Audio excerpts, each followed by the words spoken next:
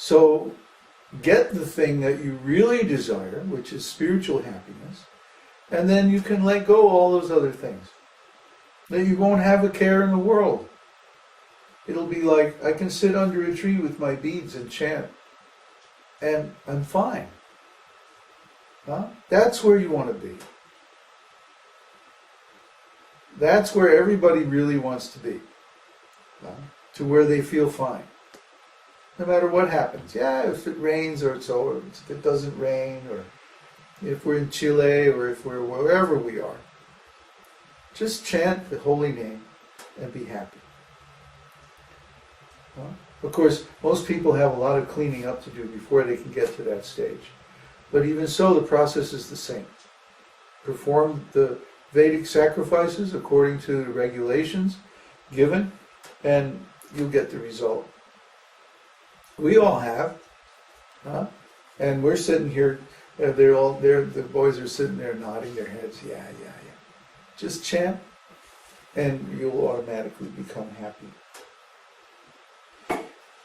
And what if we don't want to do that?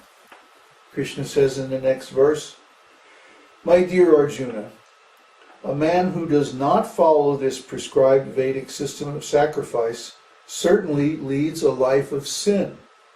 For a person delighting only in the senses lives in vain." That's what I was talking about. If you're just living for yourself, for your own selfish desire, then you won't feel this joy of life. You'll be miserable. And the more desires you have, the more miserable you're going to be. So why even bother living? So you see these young people, they're very angry, they're very frustrated.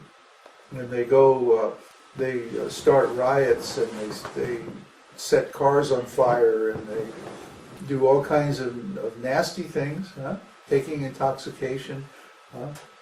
And the more they try to enjoy, the more frustrated they get. It's really unfortunate. First, they're cheated by their parents and the society that doesn't give them any spiritual knowledge. And then they cheat themselves by trying to fill the gap with something that's not at all going to make them happy. So, how can they be happy? They first have to follow this process of knowledge. And if they don't, then they might as well not live. They're living in vain, Krishna says. In vain means without any result or purpose. So materialistic people today, they give up on the real purpose of life, which is to find spiritual happiness. And then they try to stuff their senses full of so much this and that, so they'll maybe distract themselves from their misery, and that's about the best life has to offer. Well, let me tell you, that's not very good. No, that's not an adequate substitute for real happiness. So why not go for the process that gives the real happiness? Why waste your time trying this process that doesn't give you what you really want? Of course, the whole society, the whole economic system, the whole social system, everything is set up for the wrong process. It's very easy to do the wrong process. Just follow what everybody else is doing. Just follow the system. In order to do the Vedic process or the spiritual process, you have to go against the whole social system. Yes, we know that. That's okay. It's not going to hurt you. You can go against the whole system. It's all right. We have found that even if nobody else in the world agrees, this process still works. So if you follow it, you'll still get the result. Doesn't matter whether anybody agrees or not. Doesn't matter whether anybody understands you. Nobody's going to understand you. Their consciousness and your consciousness are completely separate. The soul is individual by constitution. I am not aware of your consciousness, you're not aware of my consciousness. If I pinch myself, you don't feel it. So, that means nobody is ever really going to understand you. Nobody except Krishna. Krishna is within your heart as super soul. Antaryami means that he lives within the heart and he knows everything. So he can really love you. Nobody else can really love you because nobody else can touch your soul directly. Nobody else knows the contents of your consciousness except Krishna. So only he can really love you. Only he can really reciprocate your love. So if you love him and he reciprocates your love, then you'll be happy. You won't need anybody externally. Try to understand. This chasing after happiness externally is a complete waste of time. Stop it. Stop wasting your time. Go within. I'll tell you what. For half an hour after this program, just sit there and observe your own consciousness. Even if you don't know what consciousness is, or even if you don't really understand all this stuff, try it. Just sit there and try to understand or try to observe your own consciousness, being conscious of itself. After 20 minutes or half an hour of doing this, you'll find you're sitting there and you're happy. You're joyful. Because you're aware of your real self, who you really are, your consciousness. This is so basic. I mean, to me, it's like high school stuff. It's like something I learned when I was 20 years old. You just look at yourself as consciousness. You're inhabiting this body, but you're not the body. You're visualizing the contents of the mind, but you're not the mind.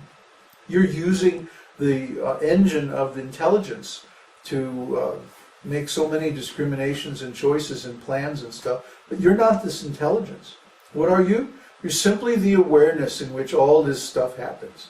You're the space in which all this stuff shows up. You're consciousness. So you simply observe yourself as consciousness with your consciousness, and then you'll be conscious of your consciousness being conscious of your consciousness.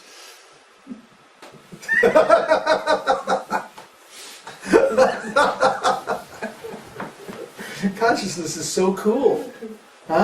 You see? Isn't it? Wow.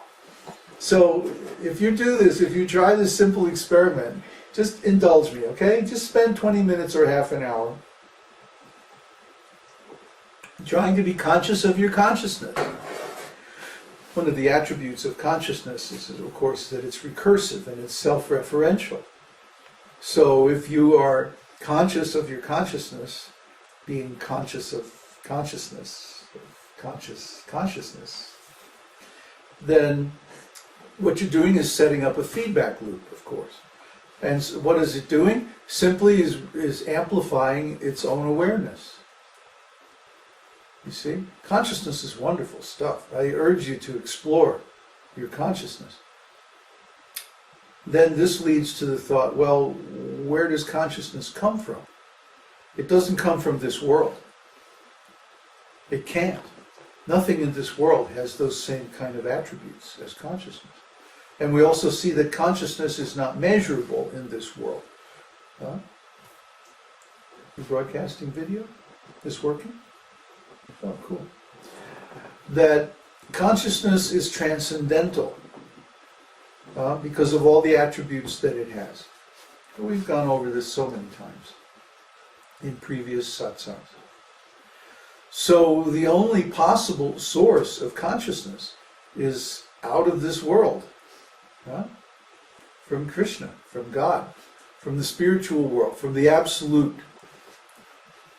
That is the source. So once we know ourselves and we see that simply by contemplating ourself, our real self, we can get so much happiness. Imagine what happens if we contemplate the source of the real self. Oh, then our happiness just increases by leaps and bounds. I have to tell you. This spiritual happiness, there's nothing like it. I mean, you just can't get this kind of happiness anywhere.